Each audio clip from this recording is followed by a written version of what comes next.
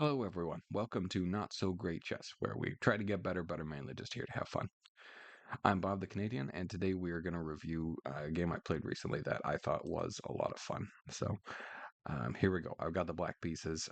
This is a blitz game where I'm 1600 rated. My opponent is slightly than that. So they start with d4, which is um, not my best opening to play against. I don't really have something good for that. So I just put the knight there because it confuses people anyway. Apparently, it's called the Mechanist defense. They decided to put another pawn out, which I'm relieved to see because if they push the d pawn further, then I don't know what to do against that. Well, no, I do know. My plan is to put the knight on e5 after that.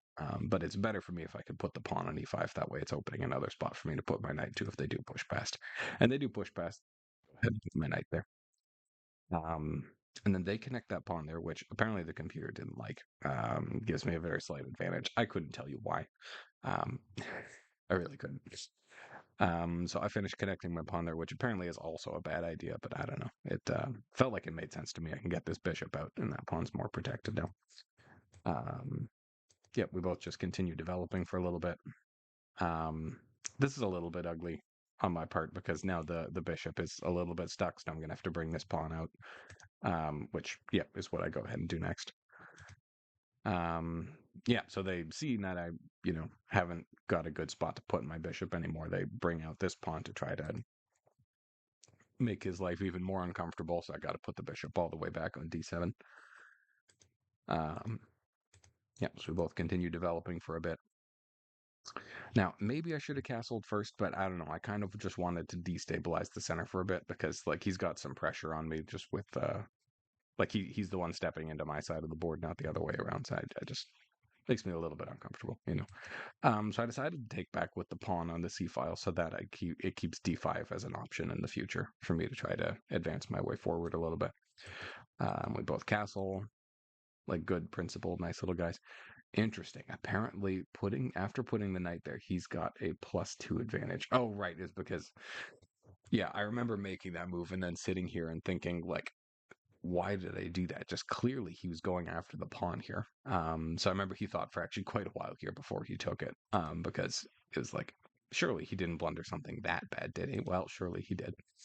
So I also thought for a bit before moving my rook to defend the knight because I'd like to be able to move the queen. That's the main thought here. If I said that to protect the knight, then yeah, then I'm good to go for being able to move my queen. He slides his queen back. I guess he was just feeling skittish about rooks coming to the party, which is good news for me. Apparently, that wasn't the best move. Um, yeah, rook a to d1 was the best move. Yeah, that makes sense. Yeah, I'm just activating a rook. Um, wait, why did I do that? Oh, right, it's check. Okay, I was for a second I was like, oh, I just hung your bishop, but no. I'm glad real time me is apparently smarter than uh, getting to take his time me now. So the queen moves there and says check. His king slides out of the way. Yep, that makes sense. So I bring this knight forward. I don't know. I guess I just felt a little congested in the position. Wait, but that's clearly not a good move because now my bishop is really hanging. Um, yeah, and the computer wants to just trade the knights and then take the bishop. So I don't know how I'm not way worse after that. Well, lucky for me, he just didn't see that I hung a bishop. 1600s for you here. So now I see that and I move my rook to defend the bishop. So that's nice. He moves his queen to attack that pawn. I put the bishop behind, which I guess isn't really great. Um,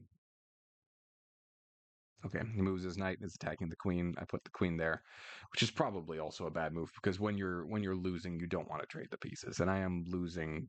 I guess only by one pawn, but after that move, this pawn's pretty overextended. I doubt I'm going to be able to protect that, and he swiftly starts moving stuff to attack that pawn, and I can't keep up the defense here.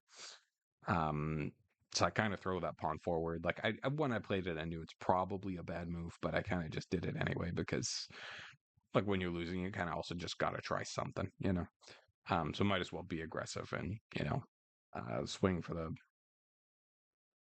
the fence. That's what I wanted to say. I'm not sure if that's a saying. Is that a saying? Let me know. So bishop takes because I don't know, moving back felt even worse. And I get to put a rook aggressively forward anyway. So he moves to defend his bishop. Pawn takes, bishop takes. I move my other rook out because I was thinking to myself, aha, I'm this close to back rank checkmate. And then he moved a pawn forward. And I played this move thinking I just won the game, but he very quickly played that. So I was like, oh, yeah, nice one, Bob. You thought you were so cool, huh? Well, guess what? You're not. So I move my rook back out of the way because, again, when you're behind, you don't want to trade pieces. So I'm trying to avoid trading pieces and also keep attacking pressure by being over here. So he moves his knight forward to attack my bishop. I move that bishop there because I was also afraid of the skewer here. Like if he moved this bishop, then his rook is attacking both those pieces, neither of which were defended at the time. So this way, if I do take this, like if he takes it, I move the knight out, then I've got both pieces out of the way of that skewer. Was my thought process there. So his bishop takes, my knight takes. Um, I thought it was interesting that he moved that pawn forward. That felt like a not that great move to me because that's just inviting a square for my knight to move into. Like, granted, it's not like deadly for my knight to go there right now, but it is still giving me an option for counterplay here when he didn't need to, right? Um, so I do move my knight forward because YOLO. Um, so then his king goes there to bully my knight away. So it has to either go back, can't go there, or go to that spot where it blocks the rook. That felt like a more interesting spot. Like I at least still have other spots to go to. I could go to f4 and then go to b3 and threaten a fork, maybe. Just different options. So now his rook moves there. I'm not sure why he does that. That doesn't feel like a great move. Like I guess it protects this pawn, but I wasn't really attacking it anyway. I guess he just wanted to get away from the fork. Like I guess he saw me coming for this fork and decided to get away from it ahead of time. We are both running out of time anyway. He's down to 2 minutes and 30. I'm down to a minute 36. So yeah, I do move the knight there. The other threat, of course, is that now I could take this pawn, which I think he sees. Yeah, he sees and protects it with the other rook. So I move this rook so that I can move my other rook down. You know, have both the rooks, pigs on the seventh, as they say, or in this case, pigs on the second. He moves that rook there to try to, trade rooks with me, which would definitely be nice for him. Oh, I take that trade. Fascinating. Oh, right, because then I can take that pawn. Yeah, because he has to move the rook from the g file, so then now I can take that and bully his king. So at this point, I still think I'm losing. I'm down a pawn. The computer says it's equal, but like, who knows that in the moment, right?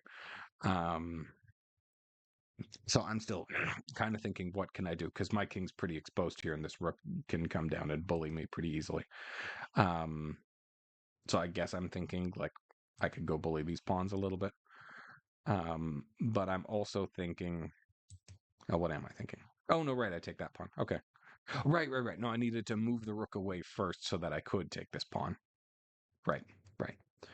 Um, and also, like, of course, I was threatening two pawns at the same time, so he has to pick one. Um, yeah, so he comes down to threaten my other pawn there. Right, and now is where I get this idea. Seeing his rook go away, I have a rook and a knight here with the king in the corner. And again, we're running out of time, so my opponent's not taking all the time in the world to think. So that's why I start going for this. So he gobbles up the pawns. Yeah, and now you see the mate. Now I move the knight there, and now his king is stuck, and I'm threatening the Arabian mate.